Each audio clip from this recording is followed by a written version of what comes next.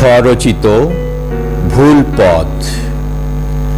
অভ্যাস আছে মিথ্যায় দোষ ঢাকার, আছে লোভ কিছুর অন্যায় টাকার। মিথ্যা ঢেকে কখনো হবে না যে লাভ, মিথ্যার সাথে কভু হে করো না ভাব।